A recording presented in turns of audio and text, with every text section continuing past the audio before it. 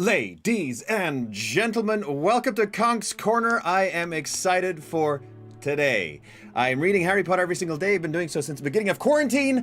I have never read the books before. Please don't spoil anything in the chat or the comments because I haven't read it. We don't want to spoil any fun. That means anything from the future of this sentence onwards that I don't know, don't tell me. And others people in the chat don't know either. I was driving, I just made in time, to be honest. I was driving home and I was just thinking, oh man, I'm excited. I'm excited to get into this. Because that was a pretty crazy reading last time. Pretty crazy bit and chapters. So, we'll go for a while today. I don't know how long we'll go, but we'll go until the scene ends. How about that? We'll just do that. I don't know how long that will be, but I'm excited. I'm excited. So I hope you're all doing well. We're going to have Mark on one of these next readings or final readings. Mark's going to join us. Have a little discussion what's going to happen. I'm going to announce what I'm going to read next, which is going to be fun. But just so for those people who've joined and don't know, we're going to finish the book. Then I'm going to watch a movie. In between movies, I'm going to read fan fiction, then the next movie, then fan fiction, etc., until we finish the movies, and then we'll go on to the next books. That's how it's going to go. So where we left off, we're looking forward to this too. We're all excited, John. Thank you, Max, Sharon. A lot of people that have been around since the beginning. Pizza and John Voth reading. I just had pizza too, Sarah. So, oh man, this is going to be great. I just know it. I just know it, because last time was great. Very sad, because of Fred. And that giant spider and giants fighting each other. And we just left off where both giants tussled and off into the forest. Oh, and they carried, all the spiders carried Hagrid off into the forest. And that's where we just kind of ended. If you all have fan fiction suggestions, please PM them to me on the Discord. Yes, thank you, Lois. Thank you, Discords. Discords. Go on the Discord, like the video, check everything out. Let's go. Let's have fun.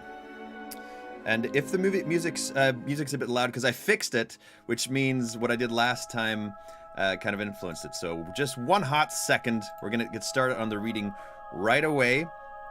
Just going to turn on the music just a titch. Just a titch. So that we can get started. All right. Let's go, everybody. Let us go. Here we go. I'm just going to put the intense music back on because I'm assuming he's going to jump right back into it. All right.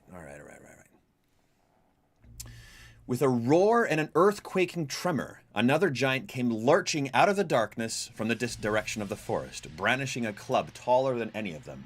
"Run!" Harry shouted again, but the others needed no telling. They all scattered, and not a second too soon. For next moment, the creature's vast foot had fallen exactly where they had been standing. Harry looked round. Ron and Hermione were following him, but the other three had vanished back into the battle. That's Luna, Seamus, and Dean, I think. "Let's get out of range!" yelled Ron, as the giant swung its club again, and its bellows echoed through the night, across the grounds, where bursts of red and green light continued to illuminate the darkness. The Whomping Willow," said Harry. "Go!" Somehow, is the music good? Somehow he walled it all up in his mind, crammed it into a small space into which he could not look now. Thoughts of Fred and Hagrid, and his terror for all the people he loved, scattered in and outside the castle, must all wait, because they had to run, had to reach the snake and Voldemort. Because that was, as Hermione said, the only way to end it. That was a whole bunch of commas in that. He sprinted, half believing he could outdistance death itself, ignoring the jets of light. Oh, sorry, the computer is just in screen a little bit there. Couldn't fix it. He sprinted, half believing he could outdistance death itself, ignoring the jets of light flying in the darkness all around him, and the sound of the lake crashing like the sea, and the creaking of the forbidden forest through the night was windless, through grounds that seemed themselves to have risen in rebellion. He ran faster than he had ever moved in his life, and it was he who saw the great tree first, the willow that protected the secret at its roots with whip-like slashing branches. Panting and gasping, Harry slowed down, skirting the willow's swiping branches. Oh yeah, that stupid willow is still there. I kind of like it though. Skirting the willow's swiping branches, peering through the darkness towards its thick trunk, trying to see the single knot in the bark of the old tree that would paralyze it. Ron and Hermione caught up. Hermione so out of breath she could not speak. How are we going to get in? Panted Ron. I can see the place. If we just had Crookshanks again. Crookshanks? Wheezed Hermione, bent double, clutching her chest. Are you a wizard or what? Oh, right. Yeah. Ron looked around, then directed his wand at a twig on the ground and said, Wingardium Leviosa! The twig flew up from the ground, spun through the air as if caught by a gust of wind, then zoomed directly at the trunk through the willow's ominously swaying branches. It jabbed at a place near the roots, and at once the writhing tree became still. I think things are going to get a bit more creepy than crazy right now. Perfect, panted Hermione. Wait. For one teetering second, while the crashes and the booms of the battle filled the air, Harry hesitated. Voldemort wanted him to do this. Wanted him to come. Was he leading Ron and Hermione into a trap? But then the reality seemed to close upon him, cruel and plain. The only way forwards was to kill the snake. And the snake was where Voldemort was. And Voldemort was at the end of this tunnel. Harry, we're coming, just get in there, said Ron, pushing him forwards. Harry wriggled into the earthy passage hidden in the tree's roots. It was a much tighter squeeze than it had been the last time they had entered it. The tunnel was low-ceilinged. They had to double up to move through it nearly 4 years previously. Now there was nothing for it but to crawl. Harry went first, his wand illuminated, expecting at any moment to meet barriers, but none came. They moved in silence, Harry's gaze fixed upon the swinging beam of the wand held in his fist.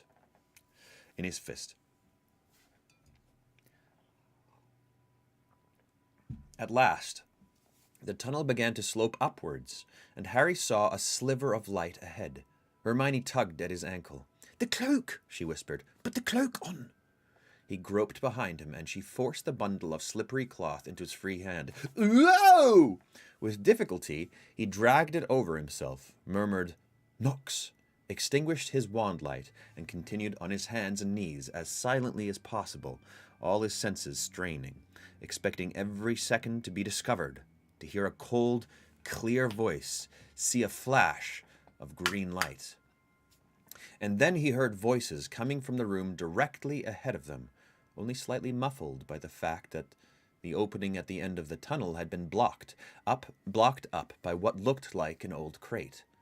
Hardly daring to breathe, Harry edged right up to the opening and peered through a tiny gap left between crate and wall. The room beyond was dimly lit, but he could see Nagini swirling and coiling like a serpent under water, safe in her enchanted starry sphere, which floated unsupported in midair. He could see the edge of a table and a long-fingered white hand toying with a wand. Then Snape spoke, and Harry's heart lurched. Snape was inches away from where he crouched, hidden.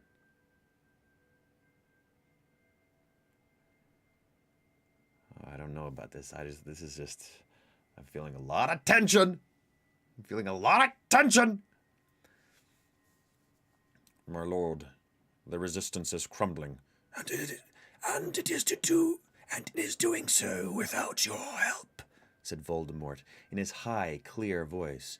Skilled wizard though you are, Severus, I do not think you will make much difference now. We are almost there. Almost. Let me find the boy. Let me bring you Potter. I know I can find him, my lord. Please.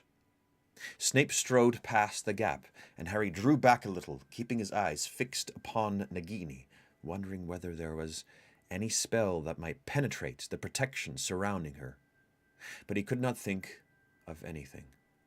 One failed attempt, and he would give away his position. Voldemort stood up. Harry could see him now, see the red eyes, the flattened serpentine face, the pallor of him gleaming slightly in the semi-darkness. "I have a problem, Severus," said Voldemort softly. "My lord," said Snape. Voldemort raised the Elder Wand, holding it as delicately and precisely as a conductor's baton. "Why doesn't it work for me, Severus?" In the silence, Harry imagined he could hear the snake hissing slightly as it coiled and uncoiled. Or was it Voldemort's sibilant sigh lingering on the air? Sibilant. I'm going to look that word up for a second because I'm interested in it. It means phonetics of a speech sound, sounded with a hissing effect, for example. Okay. Hissing sigh.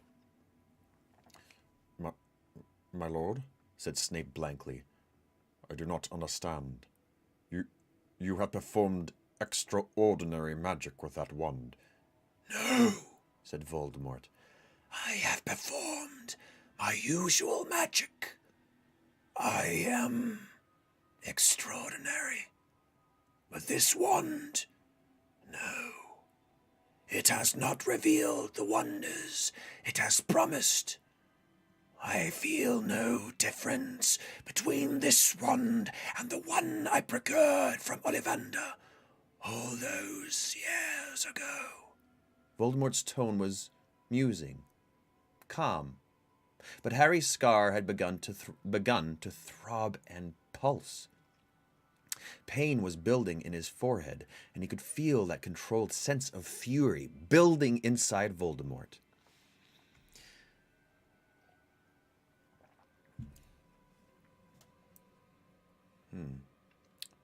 No difference, said Voldemort again. Snape did not speak. Harry could not see his face. He wondered whether Snape sensed danger, was trying to find the right words to reassure his master. Voldemort started to move around the room. This feels like completely separate from the battle. Like this huge battle's happening. They're just like, want a cup of tea?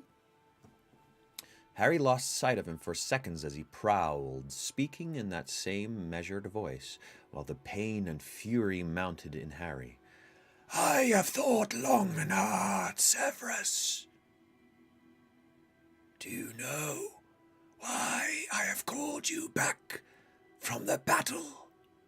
And for a moment, Harry saw Snape's profile. His eyes were fixed upon the coiling snake in its enchanted cage. No, my lord, but I beg you will let me return. Let me find Potter. You sound like Lucius. Neither of you understands Potter as I do. He does not need finding. Potter will come to me. I know his weakness, you see. His one great flaw. He will hate watching the others struck down around him, knowing that it is for him that it happens. He will want to stop it at any cost. He will come. But my lord, it might be killed accidentally by one other than yourself. My instructions to my Death Eaters have been perfectly clear. Capture Potter. Kill his friends. The more the better. But do not kill him. But it is of you that I wish to speak, Severus, not Harry Potter. Oh, wait. Oh, he just kept on going. But it is of you that I wish to speak, Severus, not Harry Potter. You have been very valuable to me. Very valuable. How are you not hurting your voice? I don't know. Years of training. And water. My lord knows I seek only to serve him, but let me go and find the boy, my lord. Let me bring him to you. I know I can. I have told you, no! Said Voldemort. And Harry caught the glint of red in his eyes as he turned again, and the swishing of his cloak was like the slithering of a snake, and he felt Voldemort's impatience in his burning scar. My concern at the moment, Severus, is what will happen when I finally meet the boy. My lord, there can be no question, surely. But there is a question, Severus. There is. Voldemort halted, and Harry could see him plainly again as he slid the Elder Wand through his white fingers, staring at Snape. Why did both the wands I've used fail when directed at Harry Potter? I cannot answer that, my lord. Can't you? The stab of rage felt like a spike driven through Harry's head. He forced his own fist into his mouth to stop himself from crying out in pain. He closed his eyes, and suddenly he was Voldemort, looking into Snape's pale face. My wand of you. W-E-Y, not Y-O-U. My wand of you did everything of which I asked it, Severus, except to kill Harry Potter. Twice it failed. Ollivander told me under torture of the twin cores, told me to take another's wand. I did so. But Lucius's wand shattered upon meeting Potter's. I have no explanation, my lord. Snape was not looking at Voldemort now. His dark eyes were still fixed upon the coiling serpent in its protective sphere. Yes, Y-E-W, my bad.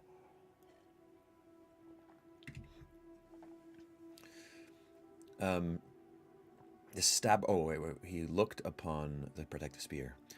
I sought a third wand, Severus. The Elder Wand. The Wand of Destiny. The Death Stick. I took it from its previous master. I took it from the grave of Albus Dumbledore. And now Snape looked at Voldemort, and Snape's face was like a death mask. What's going on? It was a marble white and so still that when he spoke, it was a shock to see that anyone lived behind the blank eyes. My lord, let me go to the boy. All this long night, when I am on the brink of victory, I have sat here, said Voldemort, his voice barely louder than a whisper. Wondering why the Elder Wand refuses to be what it ought to be. Refuses to perform as legend says it must perform for its rightful owner. And I think I have the answer. Snape did not speak. Perhaps you already know it. You are clever. You are a clever man, after all, Severus. You have been a good and faithful servant, and I regret what must happen. My lord. The Elder One cannot serve me properly, Severus, because I am not its true master. The Elder Wand belongs to the wizard who killed its last owner. You killed Albus Dumbledore. While you live, Severus, the Elder Wand cannot be truly mine. My lord! Snape protested, raising his wand. Snape's getting what is owed to him. He's getting what's owed to him. He killed Albus. He's getting it. He's getting it right to his stupid face.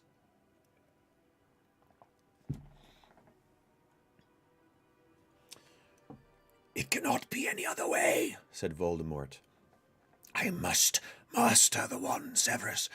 Master the wand, and I master Potter at last. And Voldemort swiped the air with the Elder Wand. It did nothing to Snape. For a split second seemed to think he had been reprieved. But then Voldemort's intention became clear. The snake's cage was rolling through the air, and before Snape could do anything more than yell, it had encased him. Oh, no! Head and shoulders, and Voldemort spoke in parcel tongue. Kill! There was a terrible scream. Harry saw Snape's face losing the little color it had left. It whitened as his black eyes widened, as the snake's fangs pierced his neck, as he failed to push the enchanted cage off himself, as his knees gave way and he fell to the floor. That's it. He's done. Whoa. Serves you right, man. I regret it, said Voldemort coldly. He turned away. There was no sadness in him, no remorse. It was time to leave this shack and take charge. With a wand that would now do his full bidding, he pointed it at the starry cage, holding the snake, which drifted upwards, off Snape, who fell sideways onto the floor, blood gushing from the wounds in his neck. Oh, yikes. Voldemort swept from the room without a backwards glance, and the great snake and the great serpent floated after him in its huge protective sphere. Back in the tunnel, and Snape's done. Snape's done, and in a very violent fashion, too. I mean, he serves him right. I mean, I love the character. I loved his character. He had a really great... I mean, I gotta keep on reading, but I loved his character a lot.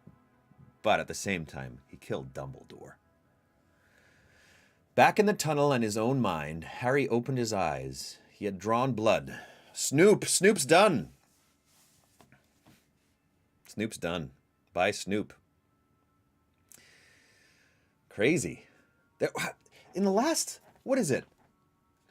I don't know. Chapter, there's been 3 major deaths. Well, major, but big characters. Fred, Snape, Crabbe. Anybody else die in the last little bit? Well, it's a lot. It's a lot. Oh, Greyback, right? Greyback died, I think? Well, he got hit on the head. I don't know if he did. I don't know if he did. Back in the tunnel in his own mind, Harry opened his eyes. He had drawn blood biting down on his knuckles in the effort not to shout out. Now he was looking through the tiny crack between crate and wall, watching a foot in the black boot trembling on the floor. "Harry!" breathed Hermione behind him, but he had already pointed his wand at the crate blocking his view.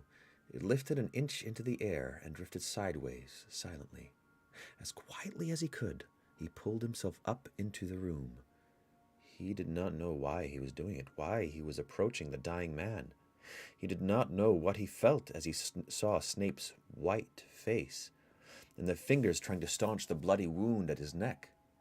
Harry took off the invisibility cloak and looked down upon the man he hated, whose widening black eyes found Harry as he tried to speak. Harry bent over him, and Snape seized the front of his robes and pulled him close. A terrible, rasping, gurgling noise issued from Snape's throat. Take it. Take it. Something more than blood was leaking from Snape. Silvery blue, neither gas nor liquid.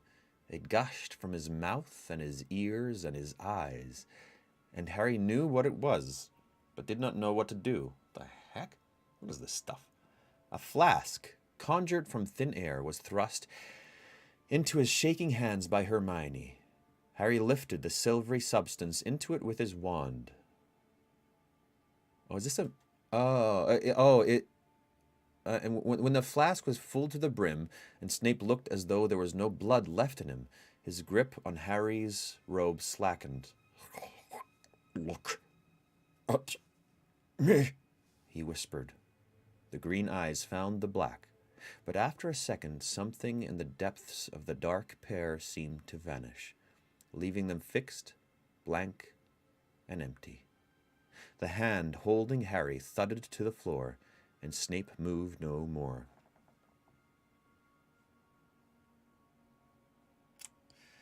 Wow. So, put into a flask conjured from thin air, silvery blue substance into the wand, like something like a Patronus or something. No, Patronus come out of the wand. I'm not entirely sure. Chapter 33, The Prince's Tale. Oh, okay. Wow. Snape is done. He's done. Let's keep going. I'm enjoying this. Harry remained kneeling at Snape's side, simply staring down at him, until quite suddenly a high, cold voice spoke so close to them that Harry jumped to his feet, the flask gripped tightly in his hands, thinking that Voldemort had re-entered the room.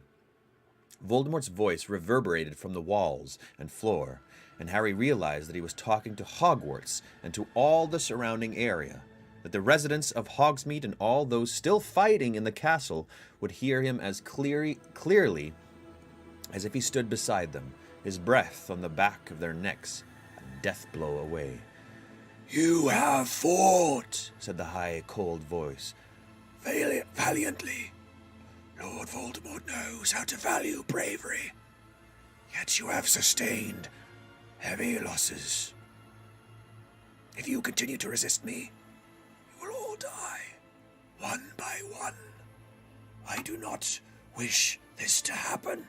Every drop of magical blood spilled is a loss and a waste. Lord Voldemort is merciful. I command my forces to retreat immediately. You have 1 hour. Dispose of your dead with dignity. Treat your injured. I speak now, Harry Potter, directly to you."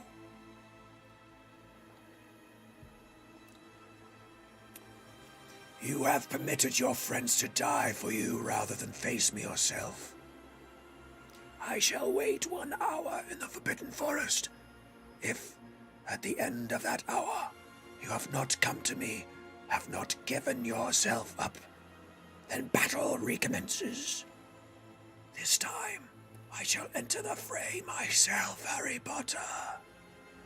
And I shall find you, and I shall punish every last man, woman, and child who has tried to conceal you from me. 1 hour. Both Ron and Hermione shook their heads frantically, looking at Harry. Don't listen to him, said Ron. It'll be all right, said Hermione wildly. Let's get back to the castle. If he's gone to the forest, we'll need to think of a new plan. She glanced at Snape's body, then hurried back to the tunnel entrance. Ron followed her. Harry gathered up the invisibility cloak, then looked down at Snape. Thank you, Sarah. S. Peterson Voley, just trying to make friends.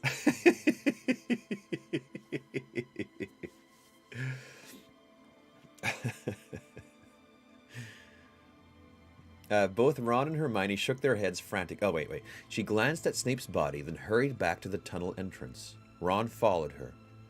Harry gathered up the invisibility cloak, then looked down at Snape. He did not know what to feel, except shock at the way Snape had been killed, and the reason for which it had been done. They crawled back through the tunnel, none of them talking, and Harry wondered whether Ron and Hermione could still hear Voldemort ringing in their heads as he could. By the way, I don't know if I've ever told you this, but the music playing that I always use for creepy music, this right here, is the Harry Potter theme slowed down by something like 2,000%. Or something like that. That's what's playing this whole time.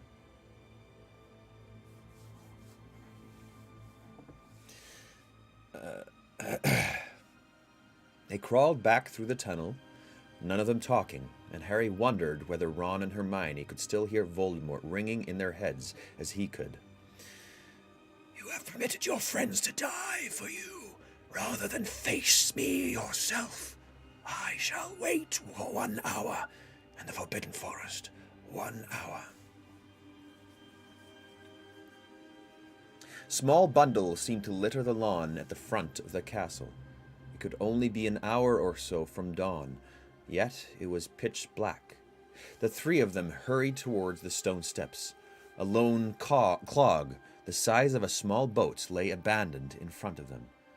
There was no other sign of Grop or of his attacker. I hope Hagrid's okay. I'm still worried about Hagrid. Oh, almost spilled my water. The castle was unnaturally silent. There were no flashes of light now, no bangs or screams or shouts.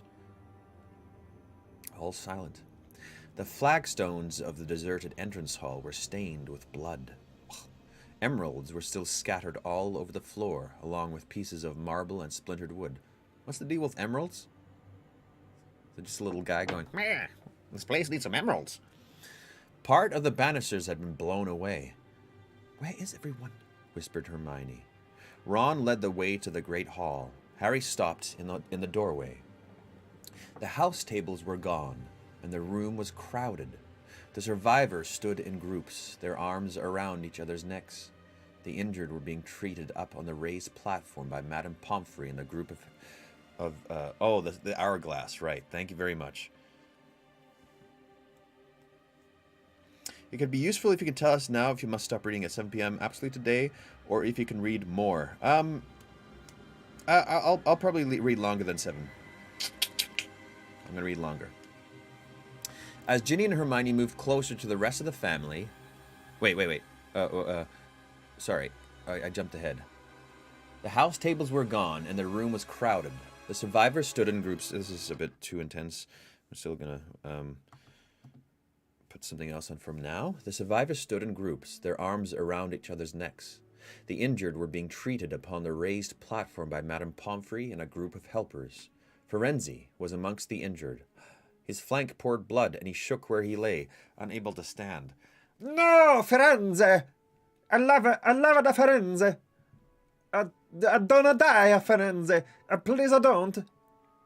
The dead lay in a row in the middle of the hall.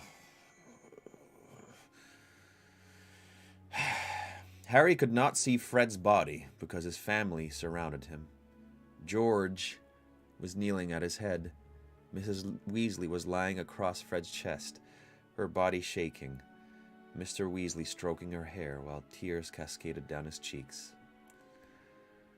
The Weasleys. Without a word to Harry, Ron and Hermione walked away. Harry saw Hermione approach Ginny, whose face was swollen and blotchy, and hug her. Ron joined Bill, Fleur, and Percy, who flung an arm around Ron's shoulder. As Ginny and Hermione moved closer to the rest of the family, Harry had a clear view of the bodies lying next to Fred. Here we go. Remus and Tonks, pale and still and peaceful-looking, apparently asleep beneath the dark, enchanted ceiling.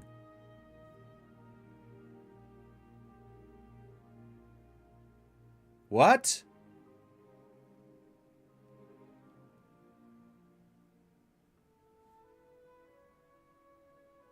No.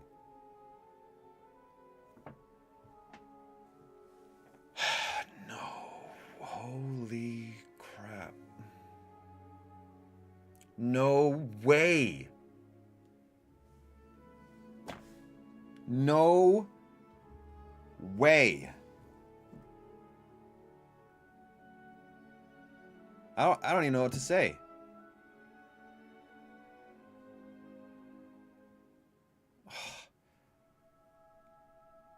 They're... Oh, they're... I don't even know what to say.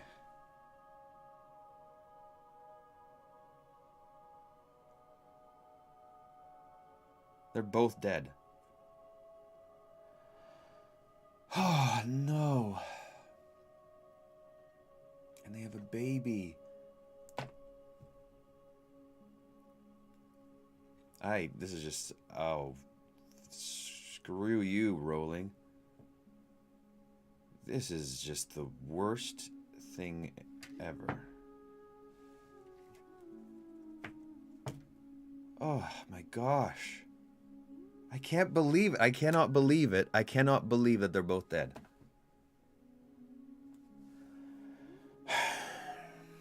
Oh, man, I'm gonna keep reading or something. Oh, man, those two characters, I did not want them to die. Those two I did not want to die. I think this is the most tragic out of all of them. New parents. In love. Oh no, and before Tonks running out trying to find Remus. Remus was right. Remus was right. He was right when he had that fight. He was right. He should have stayed. He was right.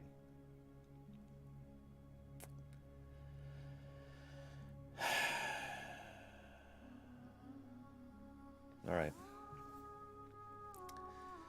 The great hall seemed to fly away, became smaller, shrink. As Harry reeled backwards from the doorway, he could not draw a breath. He could not bear to look at any of the other bodies, to see who else had died for him. He could not bear to join the Weasleys, could not look into their eyes, when if he had given himself up in the first place, Fred might never have died. He turned away and ran up the marble staircase. Lupin, Tonks. He yearned not to feel. He wished he could rip out his heart, his innards, everything that was screaming inside him. The castle was completely empty. Even the ghosts seemed to have joined the mass mourning in the great hall. Harry ran without stopping, clutching the crystal flask of Snape's last thoughts, and he did not slow down until he reached the stone gargoyle guarding the headmaster's office. "Password." "Dumbledore," said Harry without thinking, because it was he whom he yearned to see, and to his surprise, the gargoyle slid aside, revealing the spiral staircase behind. Oh.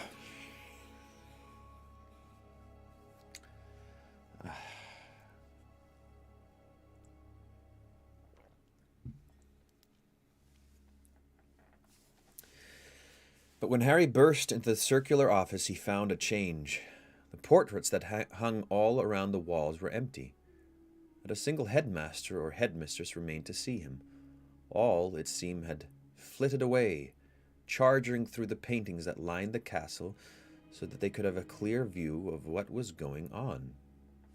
Something new again? John, did you notice it said what the glass from Snape was? Crystal flask of Snape's last thoughts. Okay. Oh, thank you, Mark. Thank you, Mark. I was just kind of still in Lupin and Tonks' world. Okay, so Snape's last thoughts. Big whoop. Who cares? There's probably going to be some surprise in there, too. I'm in a bad mood. But when Harry burst into the circular... Okay, everything's changed. Harry glanced hopelessly at Dumbledore's deserted frame, which hung directly behind the headmaster's chair, then turned his back on it. The stone pensieve lay in the cabinet where it had always been. Harry heaved it onto the desk and poured Snape's memories into the wide basin with its runic markings around the edge. To escape into someone else's head would be a blessed relief. Nothing that even Snape had left him could be worse than his own thoughts. The memories swirled, silver white and strange, and without hesitating, with a feeling of reckless abandonment, as though this would assuage his torturing grief, Harry dived. John needs chocolate. Oh, I actually do have chocolate here. Maybe chocolate would be good. One second. I'm going to actually have some chocolate right now. Why not? Why not? Let's have some milk chocolate. Might make my mood better. Hey? Open up.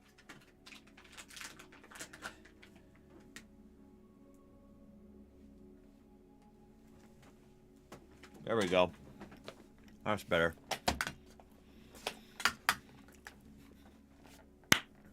Let's keep going.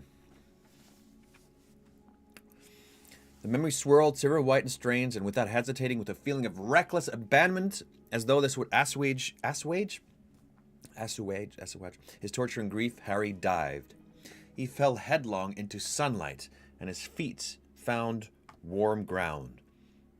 When he straightened up, he saw that he was in a nearly deserted playground. A single huge chimney dominated the distant skyline. Frickin' Luna, not Luna, Tonks and Remus. Can't stop thinking about it. Two girls were swinging backwards and forwards, and a skinny boy was watching them from behind a clump of bushes. His black hair was overlong, and his clothes were so mismatched that it looked deliberate. Two short jeans, a shabby overlarge coat that might have belonged to a grown man, an odd smock-like shirt. Harry moved closer to the boy. Snape looked no more than 9 or 10 years old, sallow, small, stringy. There was undisguised greed in his thin face as he watched the younger of the two girls swinging higher and higher than her sister. Sorry, I just want more for a second. It was just so good.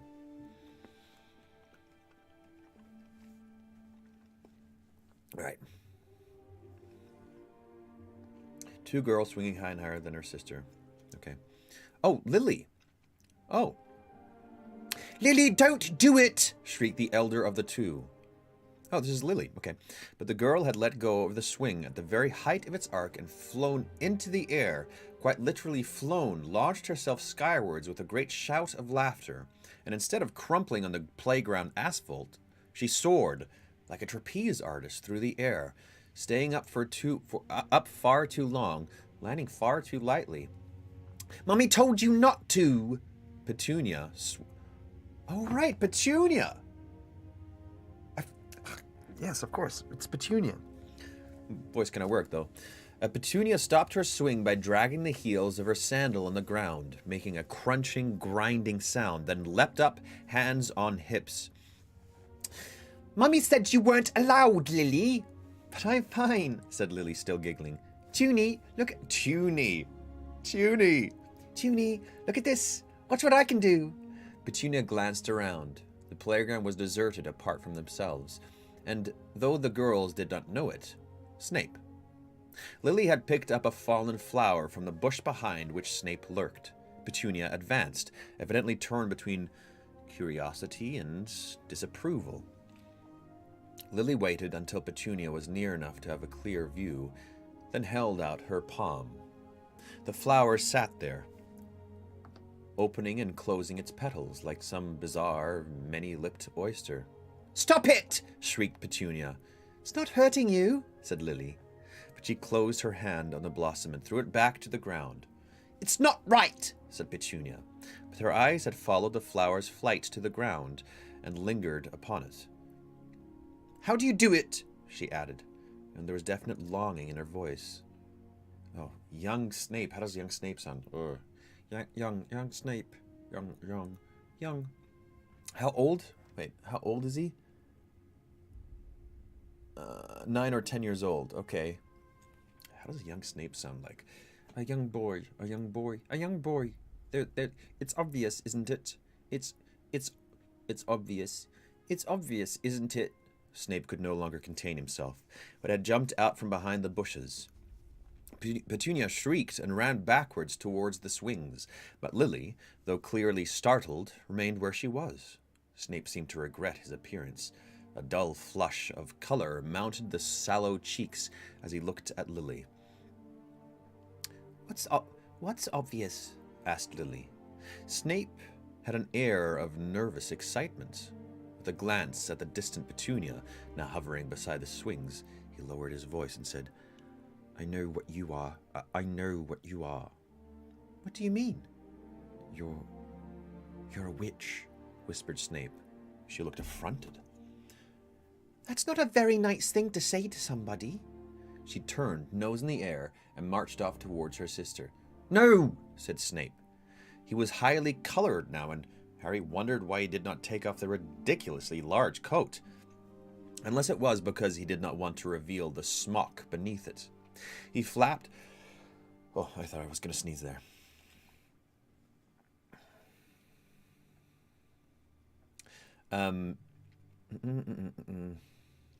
He flapped after the girls flapped, looking ludicrously bat-like, like his older self. He's still doing that as a kid. The sisters considered him, united in disapproval, both holding on to one of the swing poles, as though it was a safe place in tag. You are, said Snape to Lily, you are a witch. I've been watching you for a while. But there's nothing wrong with that. My mum's one. My mum's one. And I'm a wizard. Petunia's laugh was like cold water. Cold water? What does cold water sound like? Wizard! She shrieked. Her courage returned now that she had recovered from the shock of his unexpected appearance. I know what you are. You're that Snape boy. They live down Spinner's End by the river, she told Lily. And it was evident from her tone that she considered the address a poor recommendation. Why have you been spying on us? Haven't been spying, said Snape, hot and uncomfortable and dirty-haired in the bright sunlight. Wouldn't spy on you anyway, he added spitefully. You're a muggle. Though Petunia evidently did not understand the word, she could hardly mistake the tone. Lily, come on! We're leaving, she said shrilly. Lily obeyed her sister at once, glaring at Snape as she left. He stood watching them as they marched through the playground gate, and Harry, the only one left to observe him, recognized Snape's bitter disappointment, and understood that Snape had been planning this moment for a while, and that it had all gone wrong. I guess he's like trying to recruit her or trying to get her somewhere. Well, recruit, he's 10 years old. The scene dissolved, and before Harry knew it, reformed around him. He was now in a small thicket of trees. He could see a sunlit river glittering through their trunks. The shadows cast by the trees made a basin of cool, green shade.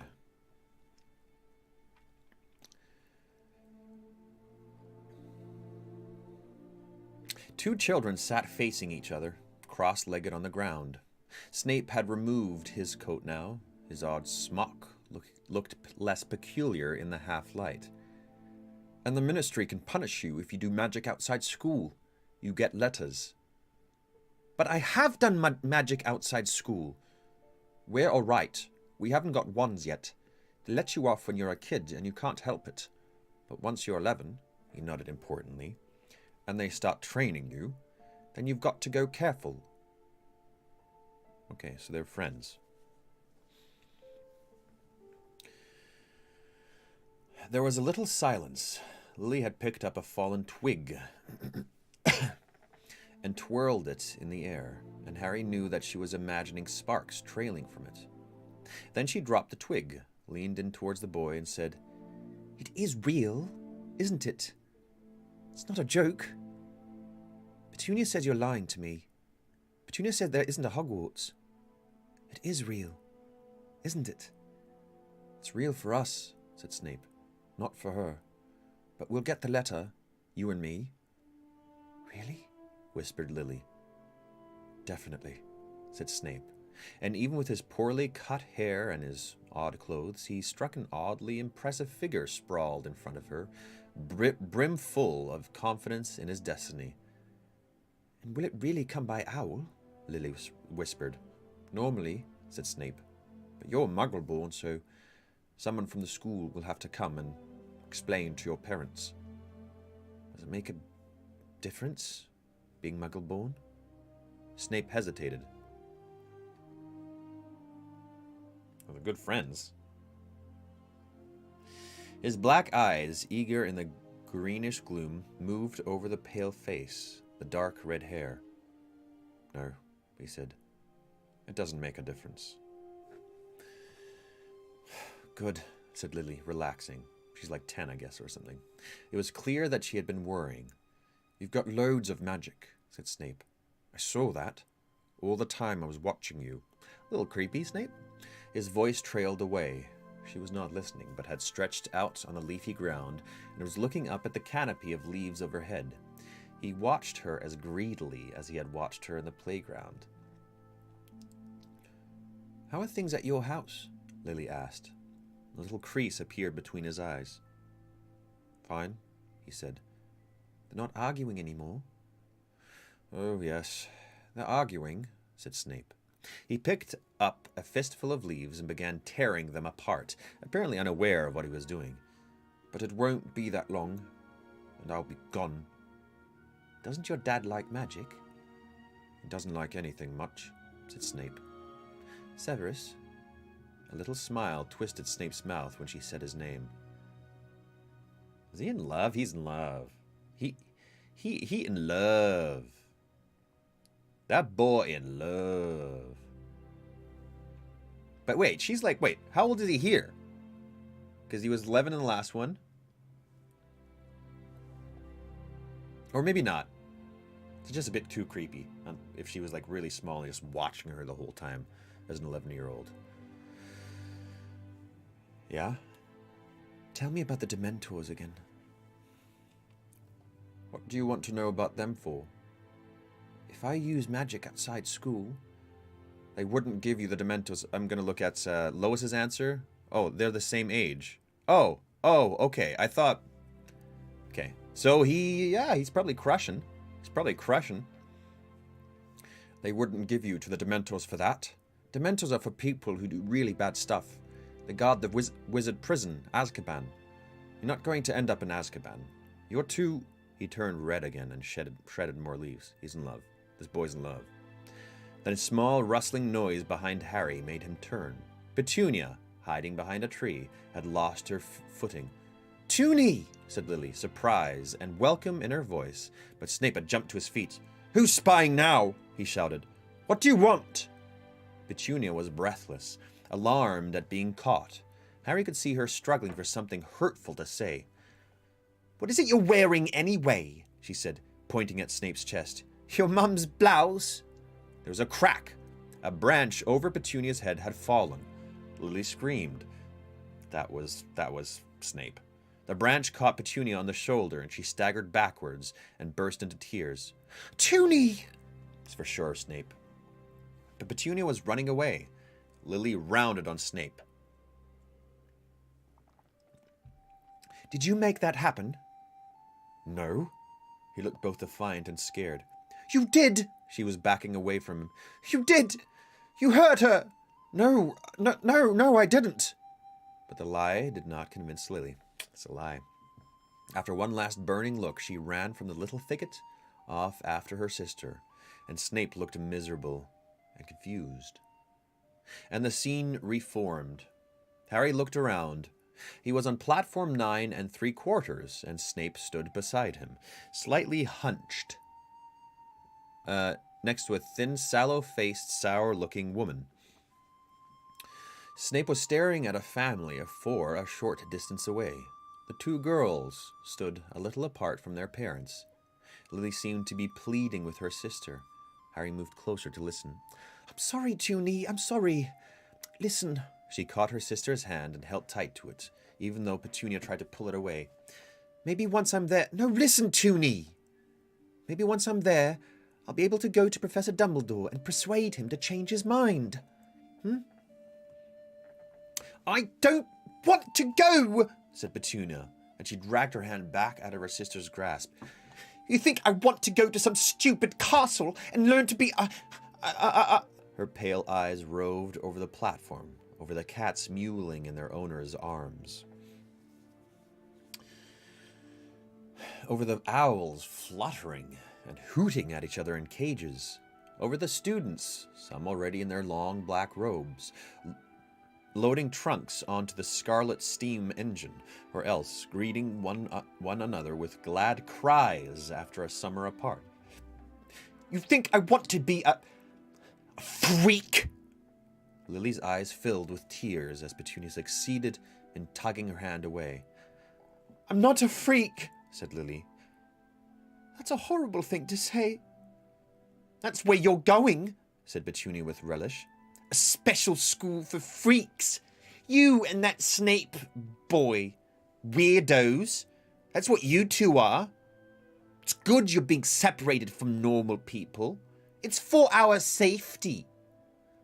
Lily glanced toward her parents. As Petunia, who were looking around the platform with an air of wholehearted enjoyment, drinking in the scene. Then she looked back at her sister, and her voice was low and fierce. "You didn't think it was such a freak school when you wrote to the headmaster and begged him to take you." Petunia turned scarlet. "Beg? I didn't beg." "I saw his reply. It was very kind." You shouldn't have read," whispered Petunia. "That was my private... How could you?" Lily gave herself away by half glancing towards where Snape stood, nearby. Petunia gasped. "That boy found it! You and that boy have been sneaking into my room!" "No, not sneaking." Now Lily was on the defensive. "Severus saw the envelope, and he couldn't believe a muggle could have contacted Hogwarts, that's all. He says there must be wizards working undercover in the postal service who take care of..." "Apparently wizards poke their noses in everywhere," said Petunia, now as pale as she had been flushed. "Freak!" She spat at her sister, and she flounced off to where her parents stood.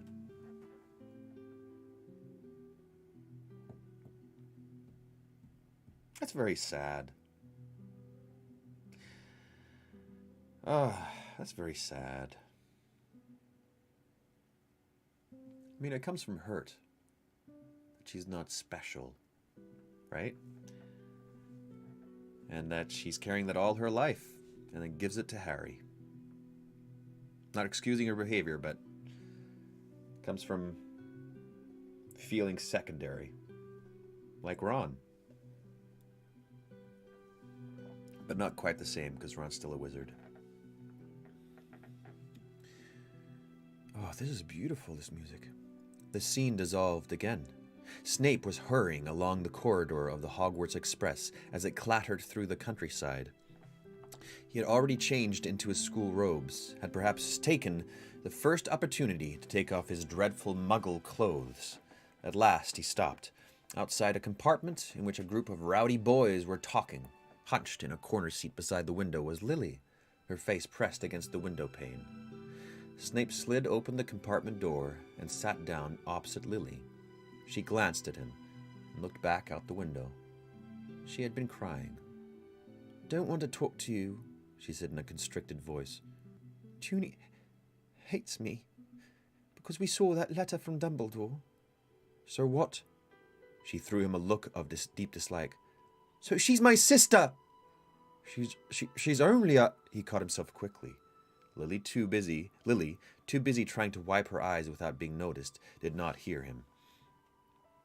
"I'm so sorry. It's telling me I have low disk space. I hate when this happens, so I just have to very quickly... Sorry about this. I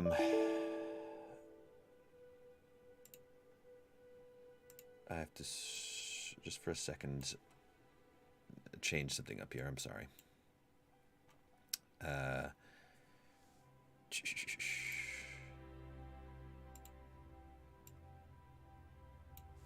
Oh, was I gone for a second? I'm sorry. Okay, I'm sorry. I just have to, for a hot second, copy something so I don't have to mess anything up anymore. Come on. Do this for me. In the middle of everything! Okay. Uh, is everything working out? It is okay. We forgive you. Don't stop reading now. I will not. I'll try not to. Okay, is everything good? Because I can keep on going right now. Yes, everything's good. Okay, as long as the video and audio is good, I'm going to keep on going. So far, so good. Great. She was too busy trying to wipe her eyes without being noticed, did not hear him. But we're going, he said, unable to suppress the exhilaration in his voice. This is it! We're off to Hogwarts! She nodded, mopping her eyes, but in spite of herself, she half smiled. You'd better be in Slytherin, said Snape, encouraged that she had brightened a little. Slytherin? One of the boys sharing the compartment, who had shown no interest at all in Lily or Snape until that point, looked round at the word, and Harry, whose attention had been focused entirely on the two beside the window, saw his father. This is their first meeting. Slight, black-haired like Snape, but with that indefinable air of having been well cared for, even adored, that Snape so conspicuously lacked. Who wants to be in Slytherin? I think I'd leave, wouldn't you? James asked the boy lounging on the seat opposite him, and with a jolt, Harry realized that it was Sirius. Young Sirius. Sirius did not smile. My whole family's... oh, yeah. This dude's young. He's 11 years old. He's not... So, what's his young voice? My whole family have been in Slytherin, he said. Blimey, said James. I thought you seemed all right. Sirius grinned. Maybe I'll break the tradition. Where are you heading? If you've got the choice. James lifted an invisible sword. Gryffindor, where dwell the brave at heart. Like my dad. Snape made a small, disparaging noise. James turned on him. Got a problem with that? No, said Snape, though his light sneer said otherwise. If you'd rather be brawny than brainy. Where are you hoping to go? Seeing as you're neither, interjected Sirius. Oh yeah, I forgot they're a little bit of... They're kind of jerks. I forgot about that. James roared with laughter. Lily sat up, rather flushed, and looked from James to Sirius in dislike. Come on, Severus. Let's find another compartment. James and Sirius imitated her lofty voice. Oh no, this is Lily. Come on, Severus. Let's find another compartment. Ooh! James and Sirius imitated her lofty voice. James tried to trip Snape as he passed. See us, Snivellus, a voice called as the compartment door slammed. They were real bullies. They were real bullies, but we've seen this. And we've forgiven them for this. At least the last time it happened. And the scene dissolved once more. Harry was standing right behind Snape as they faced the candle-lit house tables, lined with rapt faces. Then McGonagall said, "Oh. Evans, Lily!" He watched his mother walk forwards on trembling legs and sit down upon the rickety stool. Professor McGonagall dropped the sorting hat onto her head, and barely a second later, after it touched the dark red hair, the hat cried, Gryffindor! I missed the hat. I missed the hat so much. It's been so long since we've seen the hat. Harry heard Snape let out a tiny groan. Lily took off the hat, handed it back to Professor McGonagall, then hurried backwards towards the cheering Gryffindors. But as she went, she glanced back at Snape, and there was a sad little smile on her face. Harry saw Sirius move up the bench to make room for her. She took one look at him, seemed to recognize him from the train, folded her arms, and firmly turned her back on him. The roll call continued. Harry watched Slytherin. The Sorting Hat is my favorite character. Constipation! The roll call continued. Harry watched Lupin, Pettigrew, and his father join Lily and Sirius at the Gryffindor table. At last, when only a dozen students remained to be sorted, Professor McGonagall called Snape. Harry walked with him to the stool, watched him place the hat upon his head. "Slytherin!" cried the Sorting Hat. I missed that dude so much. And Severus Snape moved off to the other side of the hall, away from Lily, to where the Slytherins were cheering him, to where Lucius Malfoy, a prefect badge gleaming upon his chest, patted Snape on the back as he sat down beside him, and the scene changed. Lily and Snape were walking across the castle courtyard, evidently arguing. Harry hurried to catch up with them, to listen in. I feel like she has also written Harry hurried so many times, just like pocketed it. It feels like one of those. As he reached them, he realized how much taller they both were. A few years seemed to have passed since their sorting. "Thought we were supposed to be friends," Snape was saying. "Best friends." "We are, Sev, but I don't like some of the people you're hanging around with. I'm sorry, but I detest Avery and Mulciber." "Mulciber! What do you see in him, Sev? He's creepy. Do you know what he tried to do to Mary MacDonald the other day?" Lily had reached a pillar and leaned against it, looking up into the thin, sallow face. "That was nothing," said Snape. "It was a laugh, that's all. It was dark magic. And if you think that's funny, what about the stuff Potter and his mates get up to?" demanded Snape. His color rose again as he said it, unable, it seemed, to hold in his resentment. "What's Potter got to do with anything?" said Lily. "They sneak out at night. There's something weird about that Lupin. Why does he keep going?" "He's ill," said Lily. "They say he's ill every month at the full moon," said Snape. "I know your theory," said Lily, and she sounded cold. "Why are you so obsessed with them anyway? Why do you care what they're doing at night?" "I'm just trying to show you they're not as wonderful as everyone seems to think they are." The intensity of his gaze made her blush. "They don't use dark magic, though," she dropped her voice. "And you're being really ungrateful. I heard what happened the other night. You went sneaking down that tunnel by the Whomping Willow, and James Potter saved you from whatever's down there."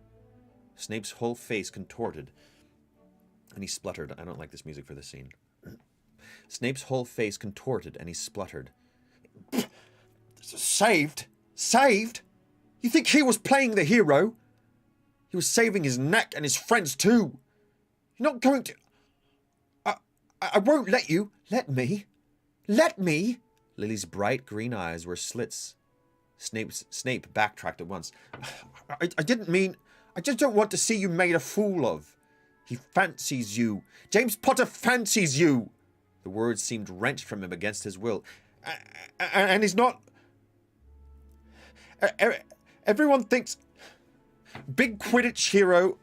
Snape's bitterness and dislike were rendering him incoherent, and Lily's eyebrows were traveling further and further up her forehead. I know James Potter's an arrogant toe rag, she said, cutting across Snape. I don't need you to tell me that, but Mulciber and Avery's idea of humour is just evil. Evil, Sev. I don't understand how he can be friends with them. Sev. Harry doubted that Snape had even heard her strictures on Mulciber and Avery. The moment she had insulted James Potter, his whole body had relaxed, and as they walked away there was a new spring in Snape's step, and the scene dissolved.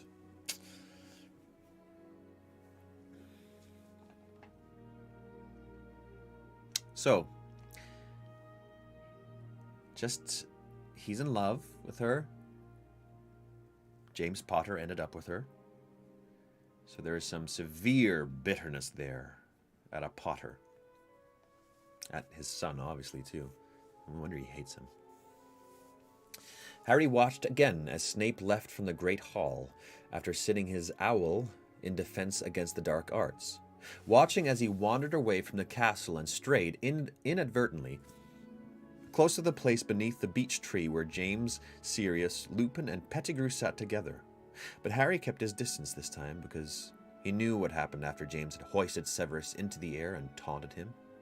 He knew what had been done and said, and it gave him no pleasure to hear it again. He watched as Lily joined the group and went to Snape's defense. Distantly, he heard Snape shout at her in his humiliation and his fury, the unforgivable word, "Mudblood!" The scene changed. I'm sorry. I'm not interested. I'm sorry. Save your breath. It was nighttime.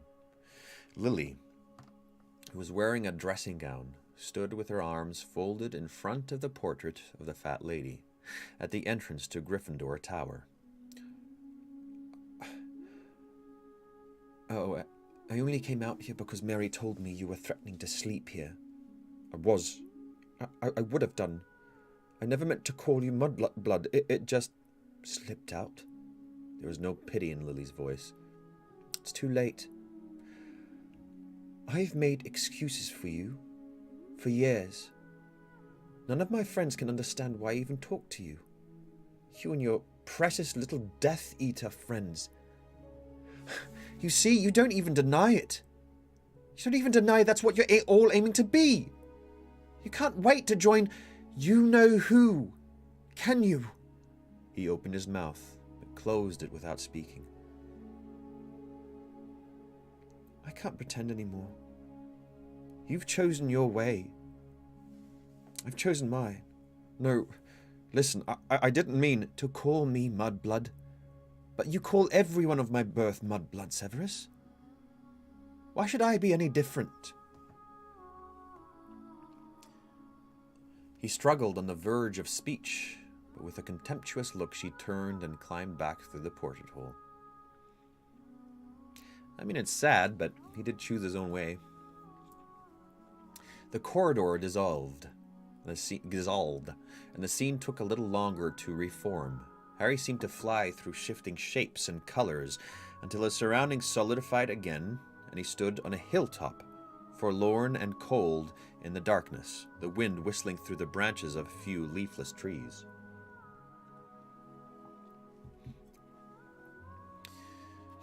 The adult Snape was panting, turning on the spot, his wand gripped tightly in his hand, waiting for something or for someone.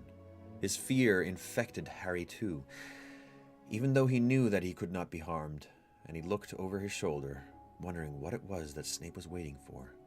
Then, a blinding, jagged jet of white light flew through the air. Harry thought of lightning, but Snape had dropped to his knees, and his wand had flown out of his hand. "Don't kill me!" Dumbledore! I don't know how old he is here, but... oh, wow. Okay, Dumbledore. Cool. That was not my intention. Any sound of Dumbledore apparating had been drowned by the sound of the wind in the branches. He stood before Snape with his robes whipping around him, and his face was illuminated from below in the light cast by his wand. Well, Severus, what message does Lord Voldemort have for me? No message. I'm here on my own account. Snape was wringing his hands. He looked a little mad, with his straggling black hair flying around him. I come with a warning. No, a request. Please. Dumbledore flicked his wand. Though leaves and branches still flew through the night air around them, silence fell on the spot where he and Snape faced each other. What request could a Death Eater make of me? The prophecy, the prediction. Trelawney. Oh, so this is much later. Ah, yes, said Dumbledore. How much did you relay to Lord Voldemort? Everything I heard, said Snape. That is why, it is for that reason. He thinks it means Lily Evans. Oh, he's still in love with her.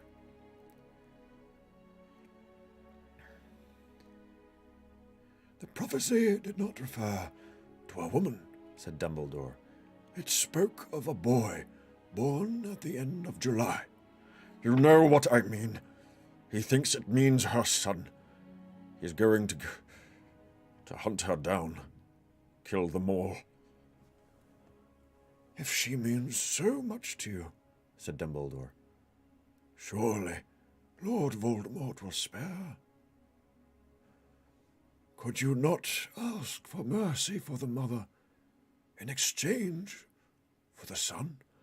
I have asked him. You disgust me, said Dumbledore. And Harry had never heard so much contempt in his voice. He asked for Dumbledore to kill the son to spare Lily.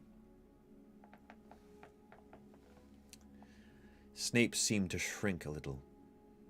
You do not care, then, about the deaths of a husband and child? They can die, as long as you have what you want. Snape said nothing, but merely looked up at Dumbledore. Hide them all, then, he croaked. Keep them safe, please. And what will you give me in return, Severus? In return, Snape gaped at Dumbledore, and Harry expected him to protest, but after a long moment he said, anything. The hilltop faded. I got goosebumps. And Harry stood in Dumbledore's office, and something was making a terrible sound, like a wounded animal. Snape was slumped forwards in a chair, and Dumbledore was standing over him, looking grim. After a moment or two, Snape raised his face, and he looked like a man who had lived 100 years of misery since leaving the wild hilltop. I thought you were going to keep her safe. She and James put their faith in the wrong person, said Dumbledore. Rather like you, Severus. Weren't you hoping that Lord Voldemort would spare her? Snape's breathing was shallow. Her boy survives, said Dumbledore. With a tiny jerk of the head, Snape seemed to flick off an irksome fly. Her son lives. He has her eyes. Precisely her eyes.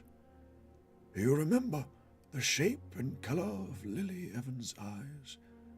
I am sure. Don't! Bellowed Snape. Gone. Dead. Is this remorse, Severus? I wish I were dead. And what use would that be to anyone? Said Dumbledore coldly. If you loved Lily Evans, if you truly loved her, then your way forward is clear. Snape seemed to peer through a haze of pain, and Dumbledore's words appeared to take a time to reach him. What do you mean? You know how and why she died. Make sure it was not in vain. Help me protect Lily's son. He does not need protection. The Dark Lord has gone. The Dark Lord will return. And Harry Potter will be in terrible danger when he does. There was a long pause, and slowly Snape regained control of himself, mastered his own breathing. At last he said, Very well. Very well. But never tell Dumbledore. This must be between us. Swear it. I cannot bear. Especially Potter's son. I want your word. My word, Severus. That I shall never reveal the best of you. Dumbledore sighed, looking down into Snape's ferocious, anguished face. If you insist. My word, Severus, that I shall never reveal the best of you.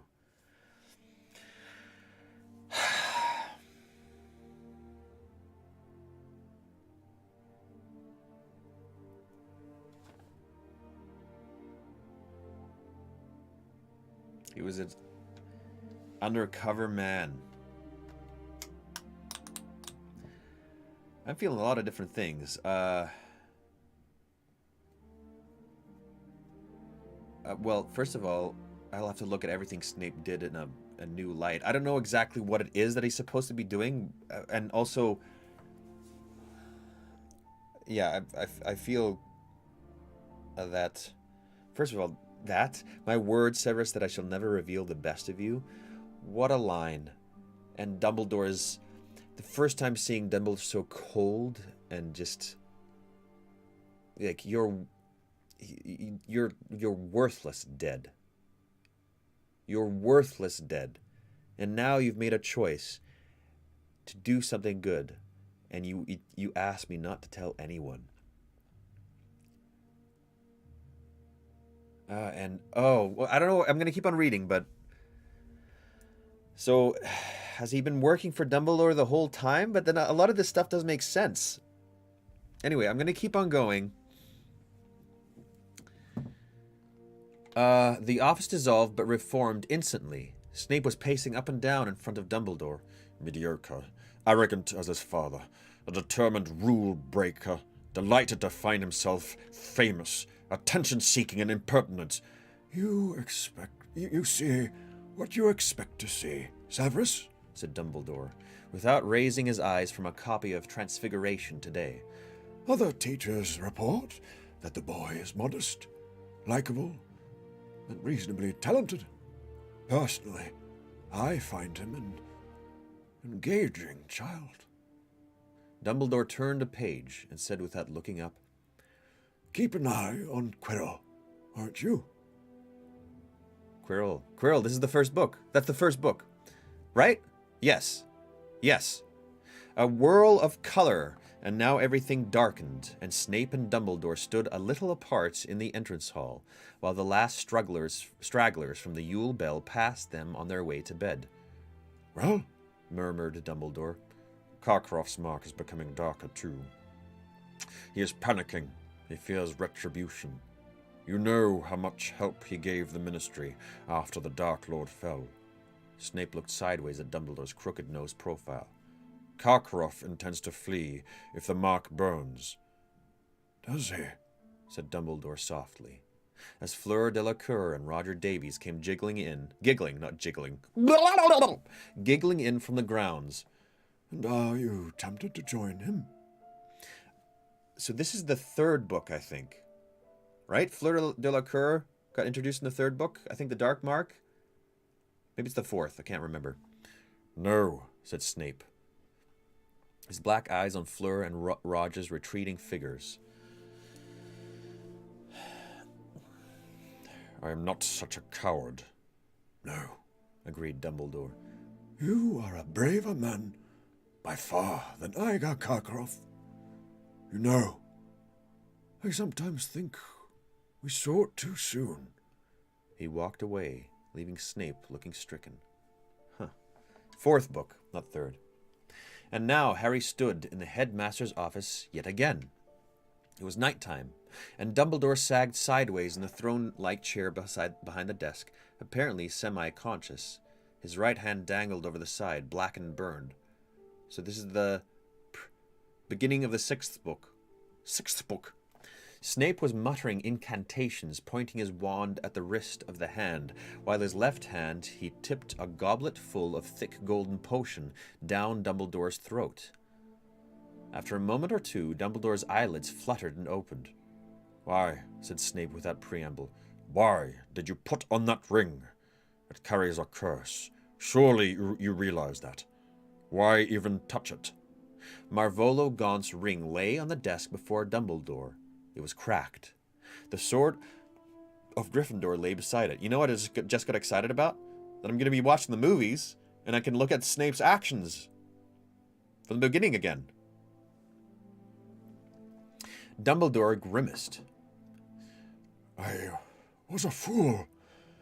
Sorely tempted. Tempted by what? Dumbledore did not answer.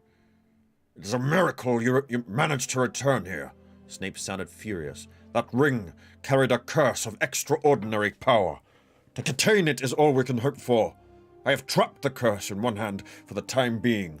Dumbledore raised his blackened, useless hand and examined it with the expression of one being shown an interesting curio. You have done very well, Severus. How long do you think I have? Dumbledore's tone was conversational. He might have been asking for a weather forecast. Snape hesitated and then said, I cannot tell. Maybe a year. There's no halting such a spell forever. It will spread eventually. It is the sort of curse that strengthens over time.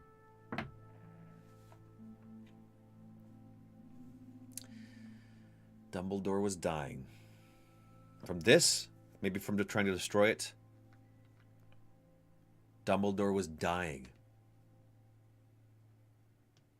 And so that's why he went and drank all that crap in the middle of the lake. And that's why he... Oh my gosh.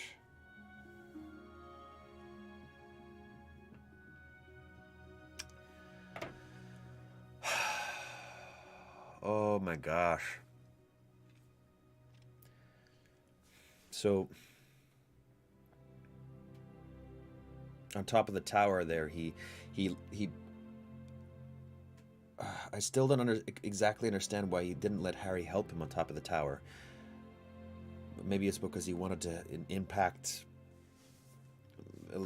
Malfoy's heart or something. I'm not sure. Well, he's dying. Dumbledore smiled. The news that he had less than a year to live seemed a matter of little or no concern to him. I am fortunate, extremely fortunate, that I have you, Severus. If you had only summoned me a little earlier, I might have been able to do more. Buy you more time, said Snape furiously. He looked down at the broken ring and the sword. Did you think that breaking the ring would break the curse? Something like that. I was delirious, no doubt, said Dumbledore. With an effort, he straightened himself in his chair. Well, really, this makes matters much more straightforward. Snape looked utterly perplexed. Dumbledore. He's the contender for my favorite character once again, amongst all of them. Dumbledore smiled. I refer to the plan Lord Voldemort is revolving around me. His plan to have the poor Malfoy boy murder me. He knew. He knew. Snape sat down in the chair Harry had so often occupied, across the desk from Dumbledore.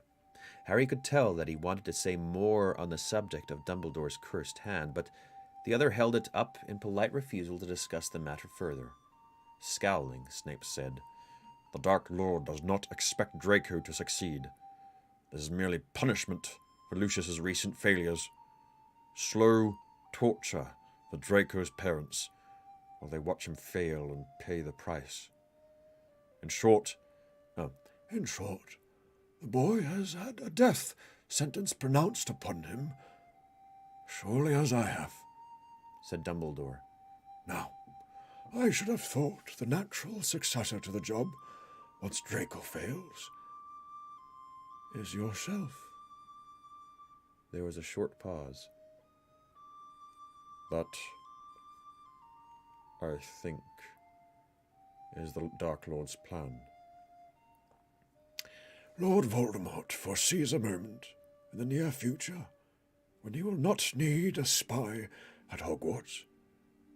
He believes the school will soon be in his grasp, yes.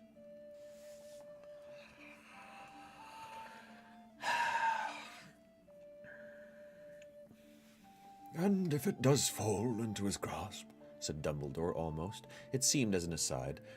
I have your word that you will do all in your power to protect the students of Hogwarts. Snape gave a stiff nod. Good. Now then, your first priority will be to discover what Draco is up to. A frightened teenage boy is a danger to others as well as to himself. Offer him help and guidance. He ought to accept. He likes you. Much less since his father has lost favor. Draco blames me. He thinks I've usurped Lucius's position. All the same, try. I am concerned less for myself than for accidental victims of whatever schemes might occur to the boy. Ultimately, of course, there's only one thing to be done if we are to save him from Lord Voldemort's wrath.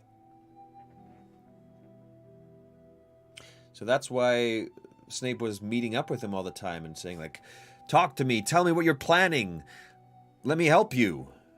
And this kid was like, nope, I'm out.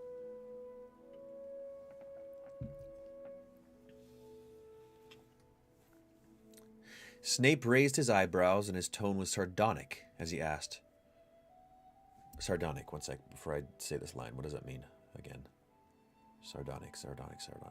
Grimly mocking or cynical. And his tone was sardonic as he asked, are you intending to let him kill you? Certainly not. You must kill me. This was all a plan?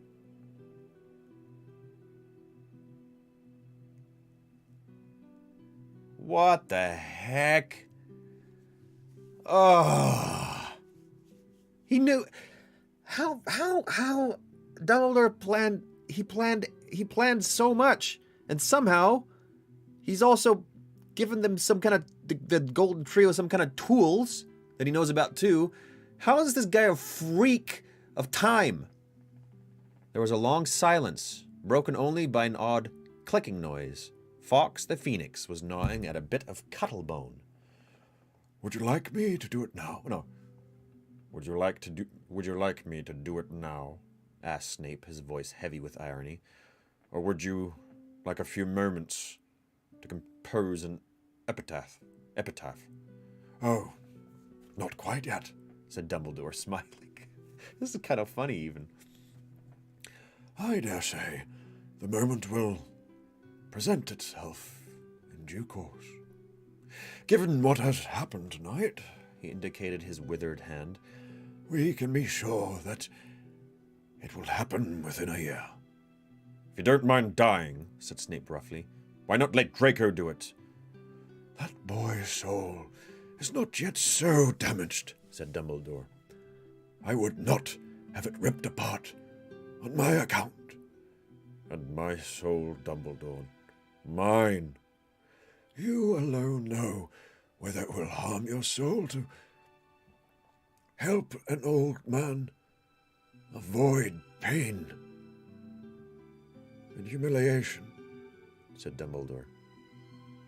I ask this one great favor of you, Severus, because death is coming for me as surely as the Chudley cannons will finish bottom of this year's league. I confess I should prefer a quick, painless exit to the protracted and messy affair it will be if, for instance, Greyback is involved. I hear Voldemort has recruited him, or dear Bellatrix, who likes to play with her food before she eats it.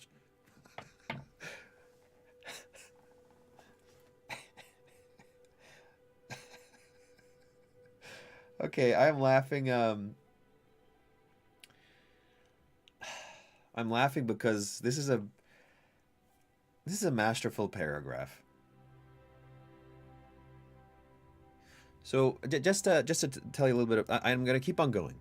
just to tell you a bit about acting, when you look at characters, you look at different strategies. The person is fighting for the goal that they're going for, and the different strategies they take to do that. So right here, you alone will know whether it will harm your soul to help an old man avoid pain and humiliation. Probing, testing his soul. I ask this one great favor of you, Severus, because death is coming for me as surely as the Chudley cannons will finish bottom of this year's league, trying to gain understanding. I confess I should prefer a quick, painless exit to the protracted, messy affair it will be, for instance, if Greyback is involved, pleading, almost fear, and I hear Voldemort has recruited him, or Dale Bellatrix, who likes to play with her food, joking around. It's a great paragraph. It's a beautiful paragraph. His tone was light, but his blue eyes pierced Snape as they had frequently pierced Harry, as though the soul they discussed was visible to him. At last, Snape gave another curt nod. Dumbledore seemed satisfied. Thank you, Severus. The office disappeared, and now Snape and Dumbledore were strolling together in the deserted castle grounds by twilight. What are you doing with Potter all these evenings you are closeted together? Snape asked abruptly. Dumbledore looked weary.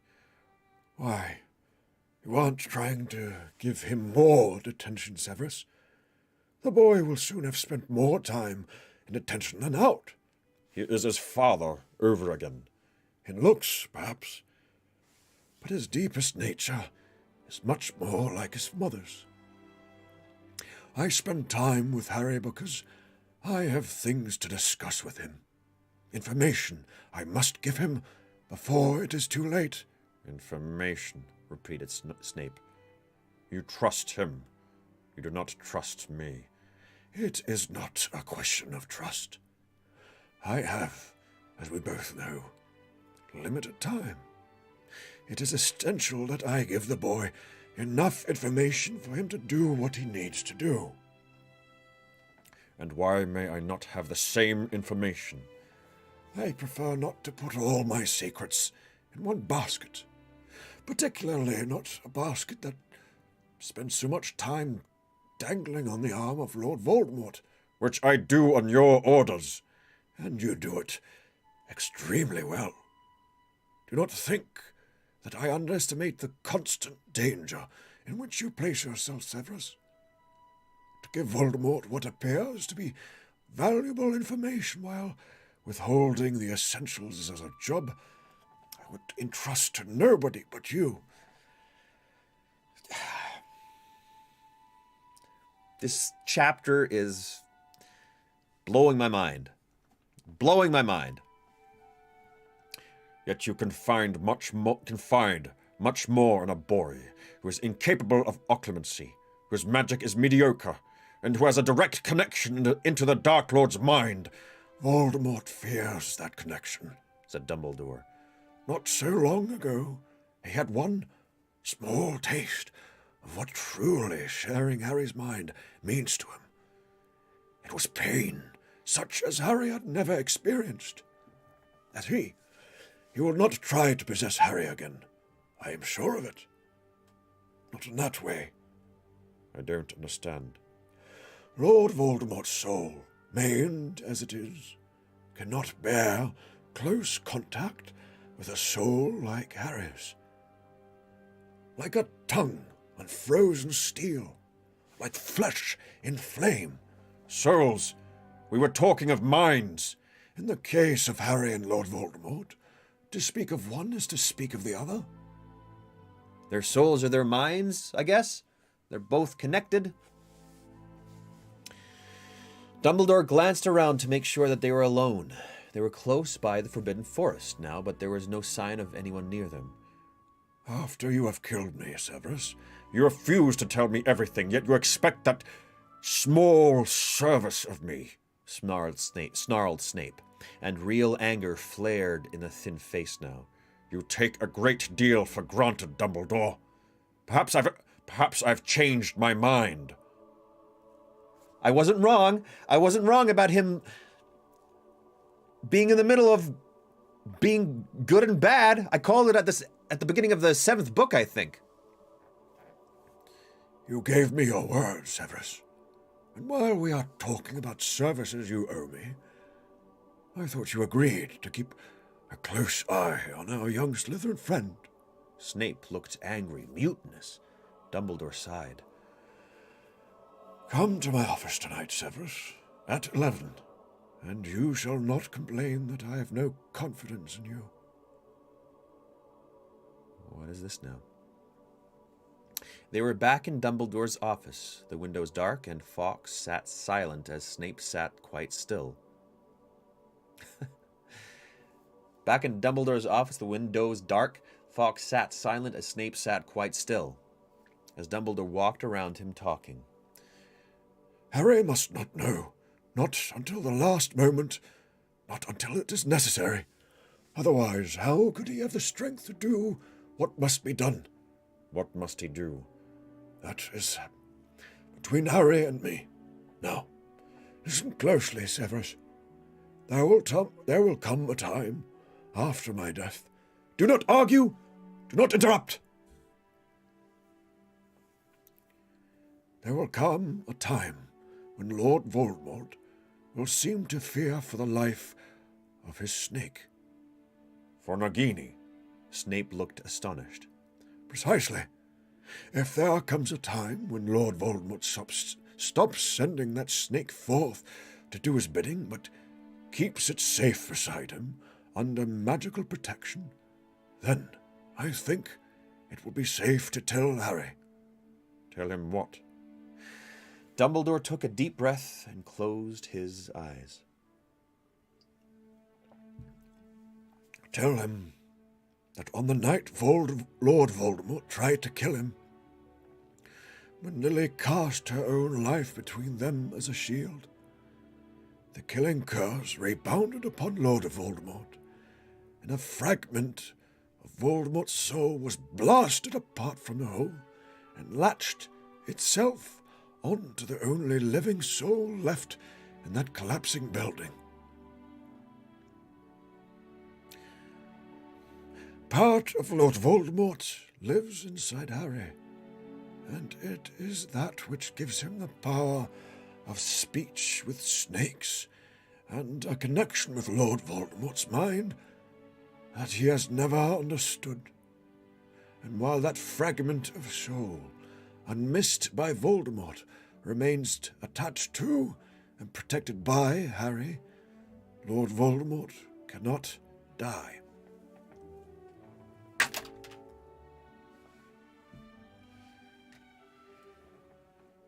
Harry's a Horcrux? Harry's a Horcrux? He's the 7th Horcrux? Or at least something like that? Why, so Harry's gotta die, yeah? Harry's gotta die. Come on. So it's gonna be a savior story. He's gonna end a savior.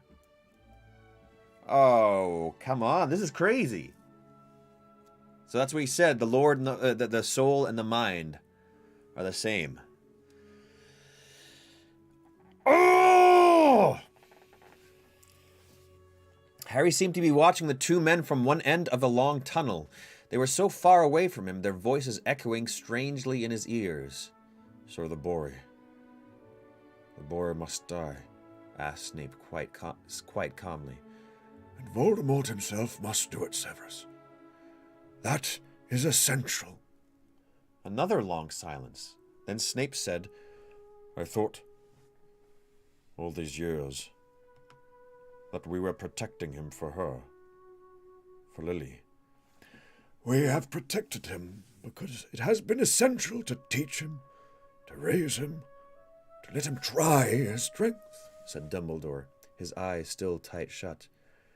Meanwhile, the connection between them grows ever stronger. Parasitic growth between them now grows ever stronger. Sometimes I have thought he suspects himself. If I know him, he will have arranged matters so that when he does set out to meet his death, it will truly mean the end of Voldemort?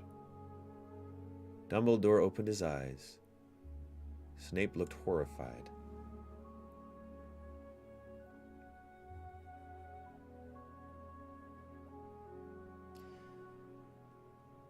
Oh. Oh boy. So, Voldemort, I do believe Voldemort truly loved him, but also he had to do this to raise him in a certain way in order for him to die. And I think he knows Harry well enough that he's like, Harry will even hear this. He will hear of my manipulation, my betrayal, because in a way it is. It's a very loving one, and it's a very the end justify the means. It is very end justify the means kind of path.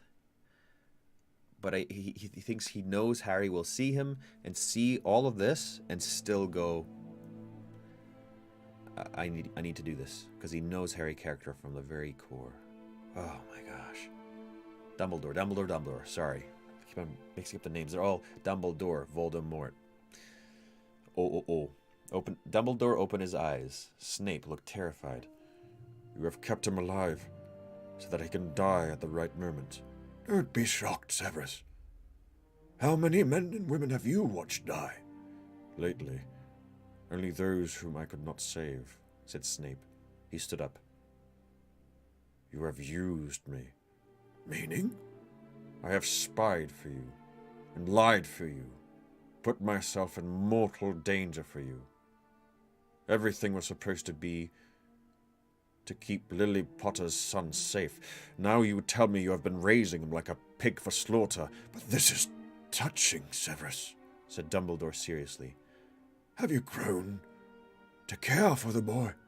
After all, for him, shouted Snape. Expecto Patronum! From the tip of his wand burst the silver doe. She landed on the office floor, bounded once across the office, and soared out of the window. Silver doe? Hang on a sec.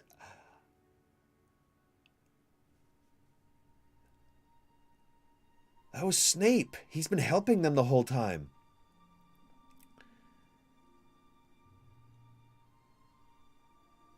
Oh, shoot. He led Ron and Harry together. Oh, damn. Dumbledore watched her fly away, and as her silvery glow faded, he turned back to Snape.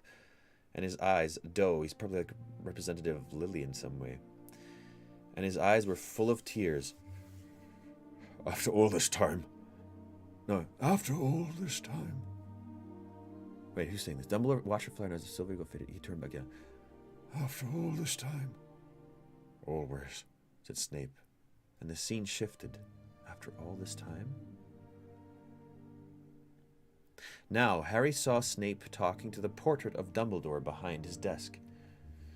You will have to give Voldemort the correct date. Oh, wait. You will have to give Voldemort the correct date of Harry's departure from his aunt and uncles, said Dumbledore.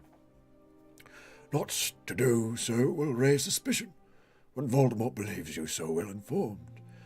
However, you must plant the idea of decoys that I think ought to ensure Harry's safety. Try confunding Mundungus Fletcher and Severus. If you are forced to take part in the chase, be sure to act your part convincingly.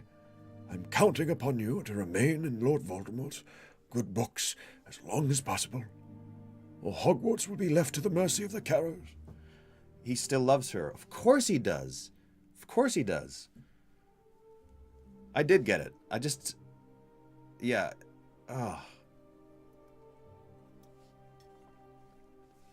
Adele was her Patronus. You have loved her after all this time, always. Yeah. Lily is his happiest memory. The quote that I'm sure has inspired the most Harry Potter tattoos. Oh, man.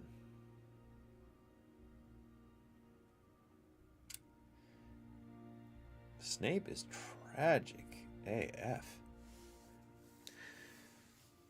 Now Snape was head-to-head with Mundungus in an unfamiliar tavern, Mundungus's face looking curiously blank, Snape frowning in concentration. You will suggest to the Order of the Phoenix, Snape murmured, that they use decoys, polyjuice potion, identical potters. It is the only thing that might work.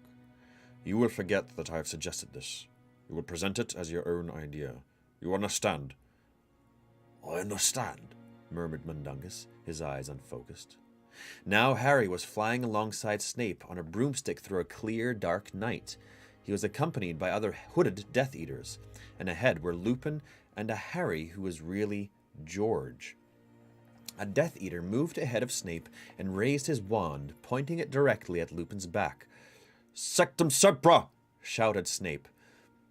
But the spell intended for the Death Eater's wand's hand missed and hit George instead. And next, Snape was kneeling in Sirius's old bedroom.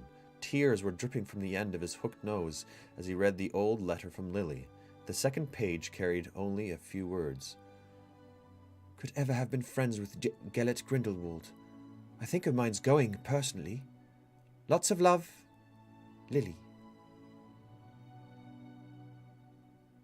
Snape took the page bearing Lily's signature and her love and tucked it inside his robes.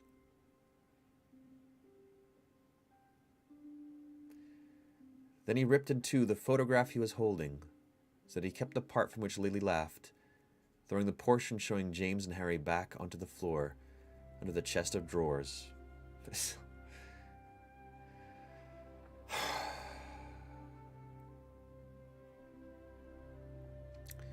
And now Snape stood again in the headmaster's study as Phineas Nigellus came hurrying into his portrait.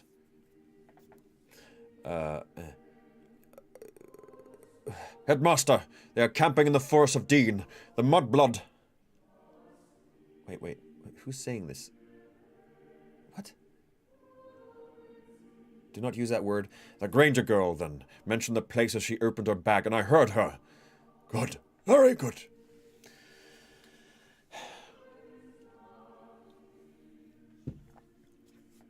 Now, Severus, the sword. Do not forget that it must be taken under conditions of need and valor, and he must not know that you gave it. If Voldemort should read Harry's mind and see you acting for him. I know, said Snape curtly. He approached the portrait of Dumbledore and pulled it at its side. Yeah. It swung forwards, revealing a hidden cavity behind it, from which he took the sword of Gryffindor. And you still aren't going to tell me why it's so important to give Potter the sword, said Snape, as he swung a traveling cloak over his robes. No, I don't think so. Also, wait, Dumbledore's portrait. I'm a bit. Just tell me about the ghost part of things. Either people decide to become a ghost or they go into portraits, right? What are the decisions around that again, and what are the repercussions of each? Just a short summary. I'll read it from Lois. Thank you very much. Because I'm a bit unclear about, did he choose something to help out?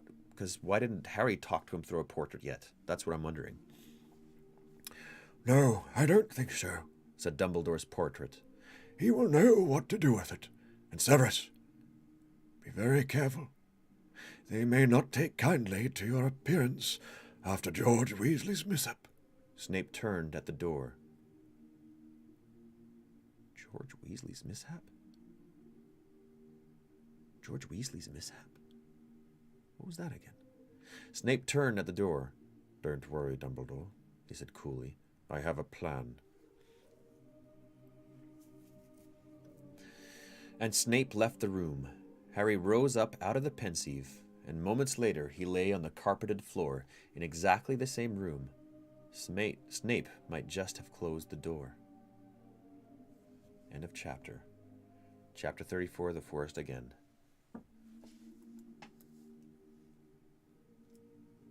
Mind-blowing. What a mind-blowing chapter. Lois, ghosts are a choice. All headmasters get a portrait, in which it is likeless that holds some remnants wisdom, but more of a copy than a living being. Gotcha. Thank you very much. This is nuts. Okay. Well, I don't hate Snape anymore. Obviously. What a complete and utter tragic figure. I mean, the only... No. He's a messed up kid. Found a connection. Found love. And then, you know, then he made some bad choices as a teenager. He hung out with the wrong kids. And Lily was fighting for the good in him. How could you do that? And then he's terrified, heard that they were going to kill the Potters, kill Lily and his love for her. Oh, man. And he hates Potter, but then slowly grows to like him. And then I think he has a lot of pity once Dumbledore says, you know, we're raising him to kill him. Oh, man. And also Dumbledore's side of this. That's so much. John, look how many people are watching. 187. Woo! Hey, everybody. Thanks for being here for this moment. You were such a patsy for that one, John. You actually said Snape's last thoughts. Big whoop. I did. I totally did. Oh, wow. What if I just said, I'm going to skip this chapter? Who cares? Snape is one of my favorite characters, even if some of his choices and actions weren't the best. Thank you, everybody. Thank you. Man, oh man. This was insane. Good job, Jen. I hope your mind is blown. It is. I've read for 2 hours. I'm tired. And I've got to go to dinner. I'm late to dinner. With my housemates. But man, oh man. What are you most looking forward to seeing in the movies apart from Snape? I'll answer that when the book is done. Me and Mark will talk about that. Whew. A lot to process. That's a lot to process. I can't wait to watch the movies now. Can't wait to watch them. All right, everybody. I'll be back tomorrow, 6 o'clock. Thanks for being with me on this crazy reading journey. Love to you all. I hope you have a good night. Call a friend tonight. I'm not in tears or anything. I'm just shocked. Ah, man. Okay, friends. I will see you tomorrow. See you tomorrow.